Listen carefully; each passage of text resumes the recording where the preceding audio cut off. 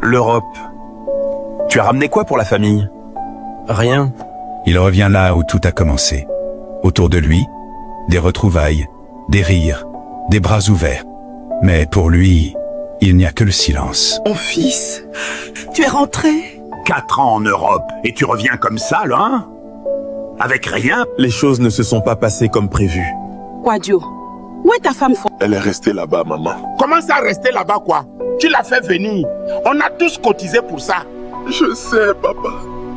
Je sais. Tu nous as fait honte, grand frère. Tout le quartier parlait de toi. Maintenant, qu'est-ce qu'on va leur dire, quoi? C'est nous qui souffrons.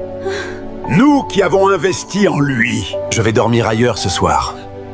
Je ne veux pas être un fardeau. La maison est la même, mais le regard des siens a changé. Ici, on ne mesure pas l'amour aux efforts, mais aux résultats.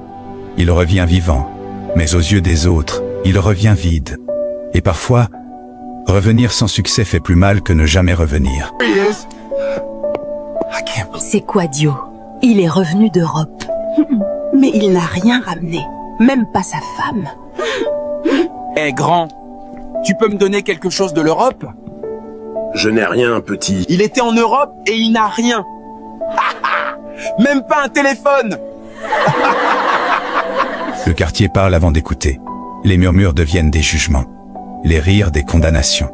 Pour eux, l'Europe devait transformer un homme en miracle. Il continue d'avancer, droit, pendant que la honte tente de le plier. Raconte-moi la vérité, frère. Je l'aimais, Didier, j'ai dit. J'ai tout fait pour elle.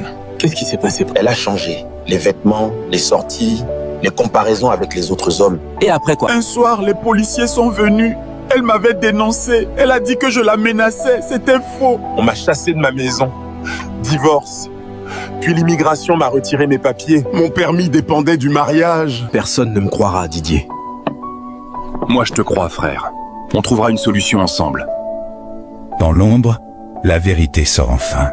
Pas celle qu'on raconte dehors, mais celle qui détruit en silence. Il ne pleure pas seulement une femme, il pleure une vie qu'on lui a arrachée sans procès. Qu'est-ce que tu as fait à notre fille? Quoi? Elle nous a tout dit. Tu la maltraitais. Tu la jalousais. Mais... c'est un mensonge. C'est moi qui l'ai fait venir. J'ai tout payé. Elle dit que tu buvais, que tu ne travaillais pas. C'est moi qui payais tout. Le loyer, la nourriture, tout. Hors de ma maison. Ne reviens plus jamais. Elle a pensé à tout. Les mensonges ont voyagé plus vite que lui. Ici, il n'est plus un homme, mais un coupable désigné. Quand une histoire est racontée par une seule voix, la vérité devient étrangère. Il comprend alors qu'il a été effacé de tous les récits. Pourquoi, mais... Pourquoi m'as-tu fait ça, mais... Nouvelle vie, nouvelles opportunités. Dieu est bon, ça. Et moi alors... Mon fils, Maman, j'ai honte, tellement honte. la honte n'est pas pour toi, mon fils. C'est pour celle qui a trahi ta confiance. Mais personne ne me croit, maman. Dieu sait la vérité, c'est tout ce qui compte. Dieu, s'il savait la vérité, pourquoi il a laissé me détruire? Parfois, Dieu permet la douleur pour nous enseigner quelque chose, pour nous rendre plus forts. Les images d'un bonheur affiché le frappent comme une gifle. Il crie, non contre Dieu, mais contre l'injustice. Et dans ce moment de chute, une présence lui rappelle que tout n'est pas perdu. Je sais ce que vous pensez, que je suis un raté. Mais voici la vérité. Parle, mon fils. Nous t'écoutons. Pendant 4 ans, j'ai travaillé comme une machine. 4 heures de sommeil, un repas par jour, pour faire venir ma femme légalement. Pourquoi tu es rentré seul alors? Elle a menti aux policiers. Elle a dit que je la menaçais. Ils m'ont chassé de chez moi. Puis divorce. Puis expulsion. Maintenant, elle vit tranquillement en France. Et moi, je suis traité comme un échec.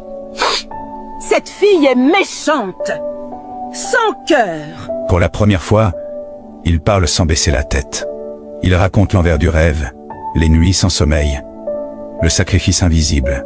Parfois, la vérité arrive en retard, mais elle arrive. Qu'est-ce que tu vas faire maintenant? Je ne sais pas. Mais je ne retournerai pas en Europe. Tu peux reconstruire ici, tu es jeune encore.